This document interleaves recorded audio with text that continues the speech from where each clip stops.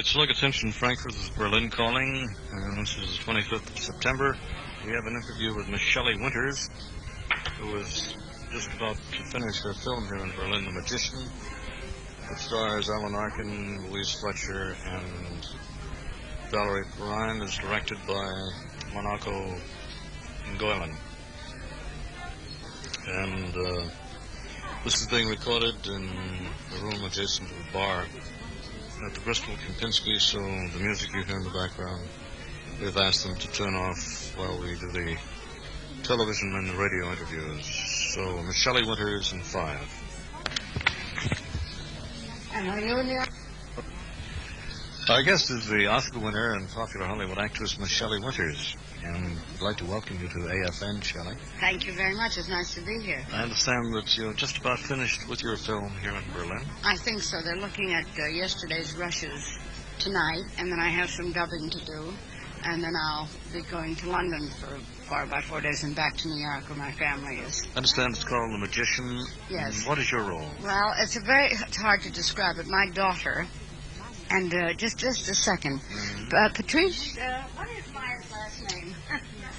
Dunsinger, who is a new, very talented youngster. I just know her as Maya. And she looks like a boy. She's very thin, and she's the magician's assistant.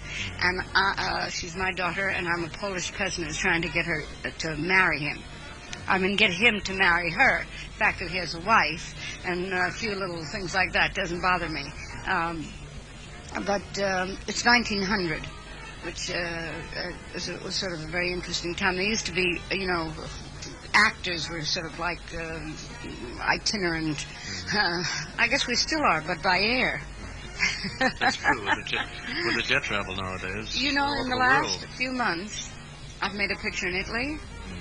Let me see, The Visitor with John Huston.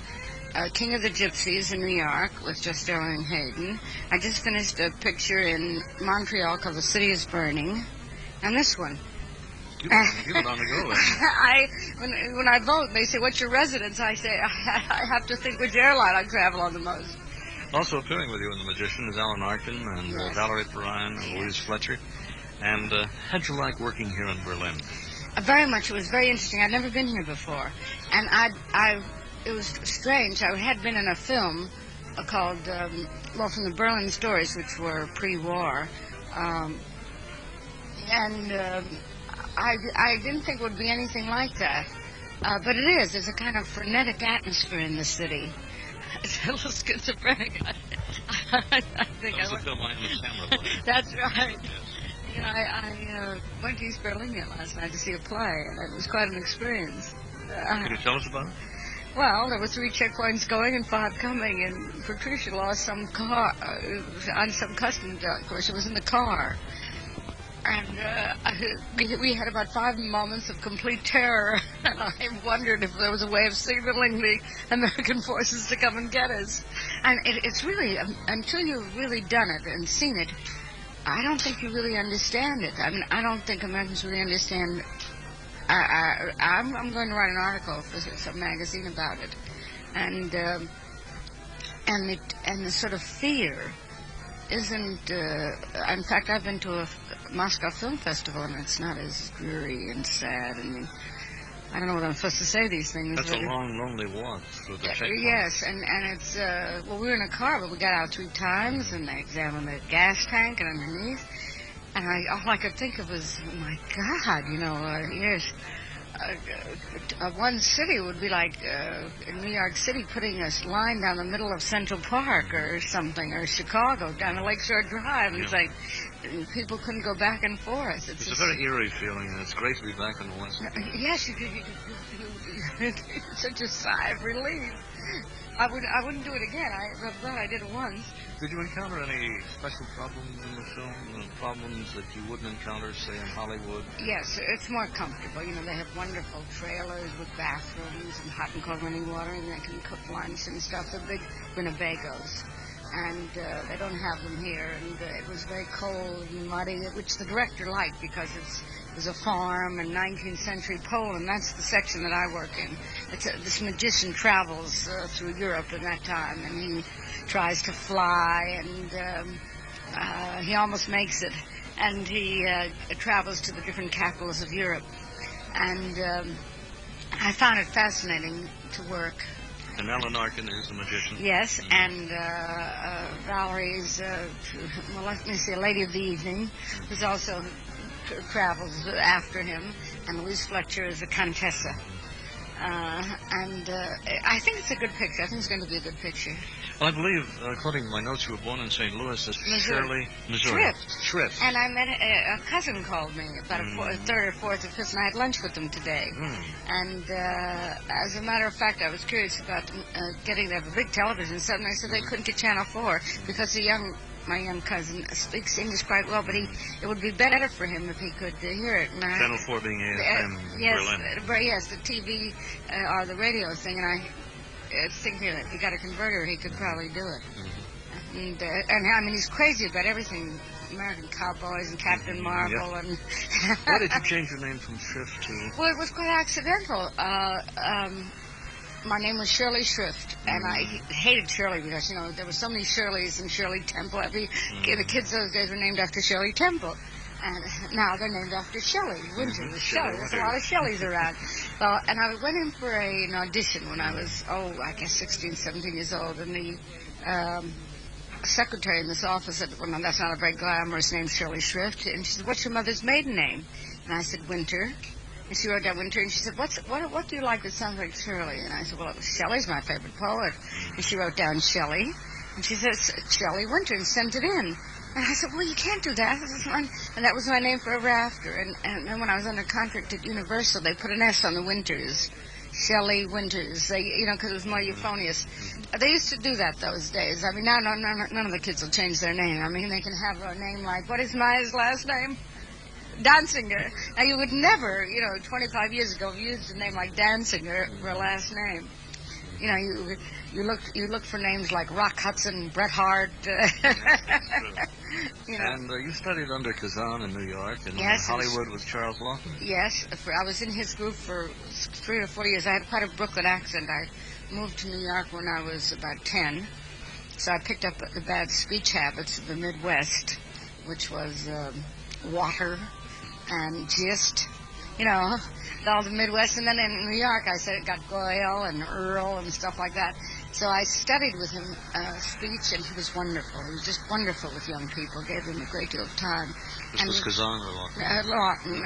Kazan, too, and Lee Strasberg. That's the Actors Studio. I teach there now. Oh, do you really? Yes, when they're not Strasberg or Kazan or other, making pictures, or they're in California. I'm a not really a teacher, I'm a moderator. But it's very strange, they say... well, now one of the older members has to moderate today, and I look around, I find out I'm one of the older members. I've been there 25 years.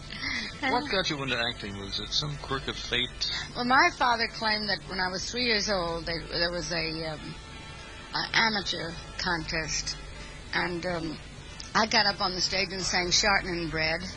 There goes Maya Danziger over there.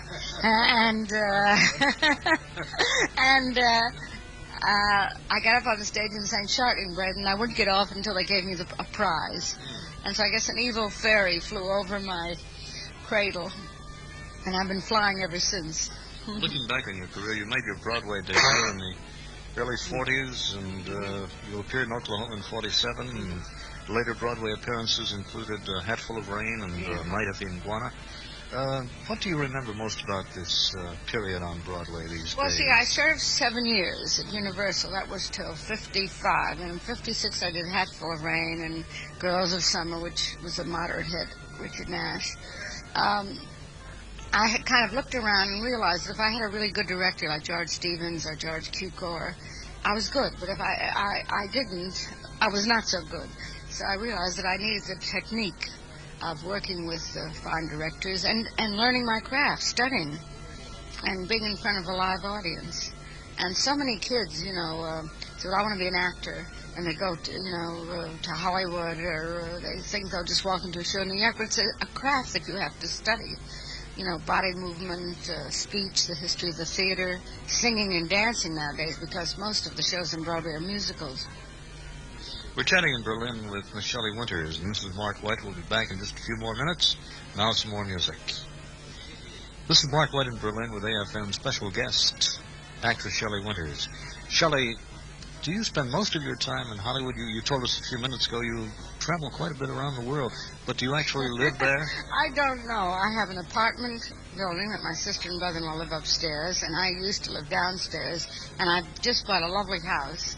I won't give you the location, but it's above the smog. And I've lived in it in a year, about 10 weeks. It has a pool. I'm quite a good swimmer. If you saw Poseidon Adventure, I'm a very good swimmer. I've never had a swimming pool. But, and I have a small apartment in New York. But I don't know whether it's because the film is more sensitive, but they hardly work in the studios anymore except for television. And they work all over the world. And I've been, in the last 2 years, I've been in Brussels, in Israel, in Italy, in London, in Ischia. I think where else? There's quite a few places. I mean, I expect any minute somebody to tell me that I have a part in the Antarctic. Well, what do you do in between pictures? Do you have any special interests? Well, I have an interest right now. I plan to go back to New York, and I'm going to write a book. I've decided, I've been thinking about it for quite a while, and it's called The Other Side of the Coin. And it seems like such a glamorous life to outsiders, but there's a great deal that you give up. Family life, stability, a home. Like you said, where's your home? Well, I don't really know where my home is. My daughter has her own apartment. She's a teacher now. And you have to be willing to go where the role is. I mean, if I right now had a husband and I said, well, I'm going off to Berlin, if he didn't have a job where he had to go every morning, maybe he could come with me. But the average man has a job that he has to go to every day.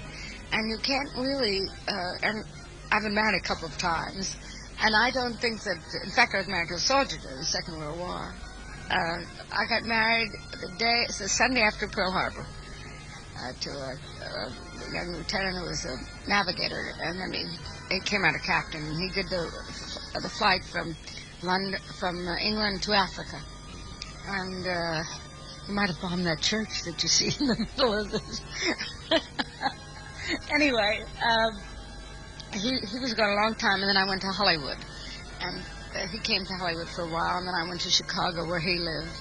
And I just wasn't interested in sort of just being a housewife. And now that I look back, I wonder what I've missed.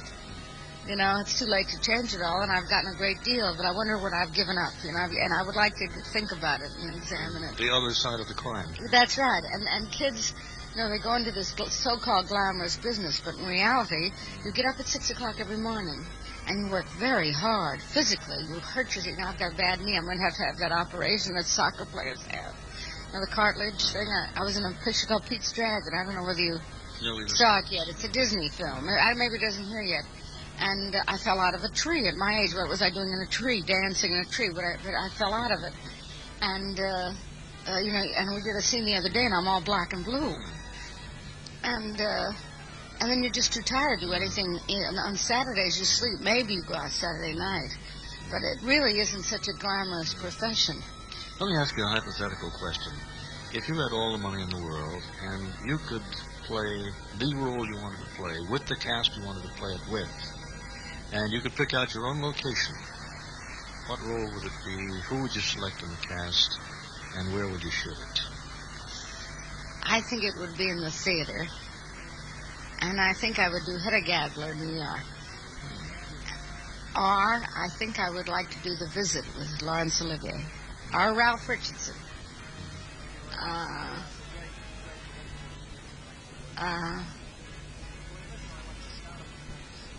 Films, let me see. I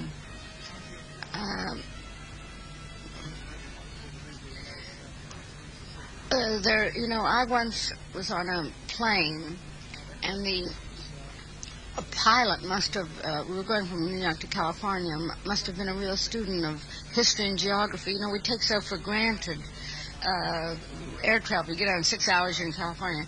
And he as we passed over Valley Forge, he said this is where the men froze all winter. And then when we got to Kansas, what happened in Kansas, and St. Louis, when there was the opening of the West, when there was the stagecoach, when the people could get land by just running it, and people came from. That thing under the Statue of Liberty, give me your tired, your poor, your huddled masses yearning to be free. I lift my lamp beside the golden door, and it's really true. It sounds strange, but I know a young man who's one of 20 children, of Italian family in California. 3 died in Sicily, and 17 were raised. And they would have been nothing in Sicily, and they are all... He has a big upholstery business for automobiles. He has brothers who are physicists, doctors, lawyers, teachers, and they're pretty well off. And I've been to dinner at his mother's house, and his wife is German, German descent. And his mother, who was born in Sicily, talks about the fact that if you're one to work and you take advantages of the educational opportunities in America, there's nothing you can't be or do. And it sounds a little corny, but it absolutely is true. And I would like to do a picture like that. I've talked to Burt Lancaster about it, to talk about really the sweep of immigrants that came to America and the surge to the West. Like I know in St. Louis, it's quite German. There's beer, and they make shoes a great deal. And different people went to different places. I think Bergman tried to do it. Bergman, the director with The Immigrants. With Liv Ullmann, but I don't know, it wasn't in English. It was Swedish. I know. And nobody's really done a film about that. Maybe you needed Cecil B. DeMille or one of those guys to do it, because it would be an enormous undertaking. But I really think nobody has really done a film like that. So those are the plays you'd like to do, and that's the type of film. That's the film I'd like to do. Well, you'll be leaving in a few days, and having finished work here on your new film, with, as we said before, Alan Arkin and Louise Fletcher, for those who have just joined us, and Valerie Perrine. And where you go from here? What are the future plans for Shelley Winters? There's a couple of things. First, I want to write The Other Side of the Coin, the book that Morrow is the publisher. And then there's, and I want to rest. I don't want to work till after the New Year, Christmas and New Year's. I want to write and rest and lose weight and see if I can do exercises and fix my knee. And then there's the possibility of 2 films. One is called My Mother the General, which is in Israel. Which they sent me the play, and I didn't like the play, but they're doing a screenplay, and it might be with Omar Sharif. And that would be sort of interesting to do. And then there's another film in Florida with Robert Mitchum.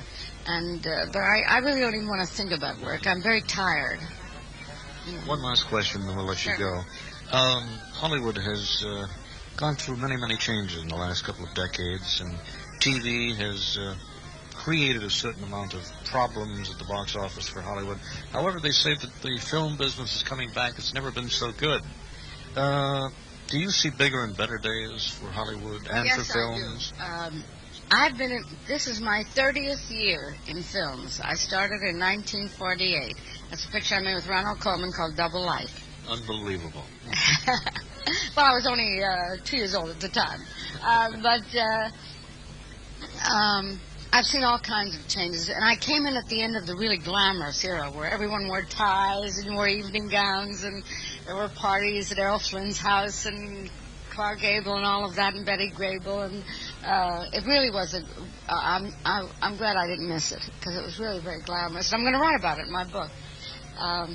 But Hollywood went through sort of a bad period. I think the film companies should have gotten in on television. I think the movie theaters, made them pull back as if television was going to go away.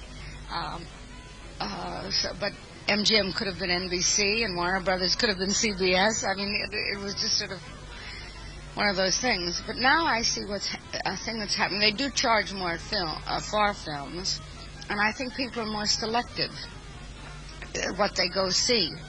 And I think there's a whole bunch of new directors and producers who are very creative. For instance, I was very happy to see at the last Oscars that Woody Allen's picture, Annie Hall, got all the Oscars.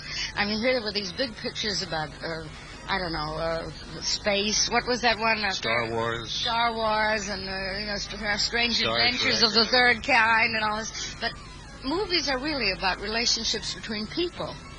And Annie Hall was that, about the problems of marriage. And it was funny, and the way Cary Grant and Katharine Hepburn were funny in their time, and Myrna Loy and Bill Powell. And it's a whole new generation, and actors are more serious now about their art and their work, and it is an art. I was quite recently, a strange thing happened. Well, it was very nice. I won the David of Donatello Award in Florence, Italy. Oh, I forgot to tell you I was there. Another country for the list. Well, it's just another city. And I got it for a picture called Piccolo Piccolo Borghese, which really means your average little man, with Alberto Sordi. And it's about the violence on the bottom of a culture and the inflation on top, and a family being squeezed. And it's really extraordinary director, Mario Monticelli. And after they presented the awards, a chamber music quartet of the greatest musicians in Italy came out and sat down and played Mozart. And we were in front of a big movie screen because they showed the Great Wall, Scorsese's pictures. Yes, Did I get the name right? Oh, thank goodness. And I said to Monica Vitti, who's an Italian actress, I said, "You're having chamber music at awards?" She said, "Well, the cinema is part of the culture of the country, just the way operas are, concerts and literature. Cinema is becoming part of our subliminal life, thing. And it should be recognized as part. Almost everybody, but America has like a minute. What do you call it? In the cabinet. What do you call members of the cabinet? Of the Parliament. No, but in America, when somebody's a member of the cabinet, like I know Mexico does. Secretary? Yeah, that's secretary. Well, every country has a secretary of cinema. I mean, Italy does, and I know Spain does. I don't know if Germany does. I didn't know that. Oh, yes, they all do. They feel that cinema is, and they subsidize them, and then if a picture doesn't make a certain amount of money, they don't get charged taxes or something like that. They're doing that here in Berlin now. They're they subsidizing what film? Your film? Yes, I think it's subsidized. And I think it's very important because I think young people are tremendously influenced by what they see in cinema, and it teaches them all kinds of values. And I would like to see in America that we have someone. I know we have the council, the Arts Council, which is theater and cinema, but it isn't quite the same thing. European countries have a tendency to subsidize the operas and the theaters and the movies. I know. I would like to see that more in America. I like the free competition and the fact that we make pictures about what we want to and not what they tell us to make them about. But I think it would help, especially young directors, if there was some form of subsidy. Shelley, we want to thank you so much for taking time out of your very busy schedule, and you're just wrapping up here in Berlin, and for giving us such wonderful films like I Am a Camera and the Executive Suite. Night of the Hunter. Night of the Hunter and Gatsby. Place in the Sun. Gatsby, the great Gatsby and Place in the Sun. And you mentioned the other one before, the Poison Affair. Yes, Poseidon Adventure. Poseidon Adventure. Poseidon Adventure. And thank you so very much. Have a good trip back to the States. Say hello to everyone back there for us. And we're your biggest fans. Thank you. And I may be coming back. They may have the gala here, the premiere of the picture here in February or March, something like that. I hope we have a chance to see you again. I'll like to come. Continued success. Thank you so much. Thank you very much, Miss Shelley Winters. And now this is Mark White in Berlin reporting. In Berlin reporting.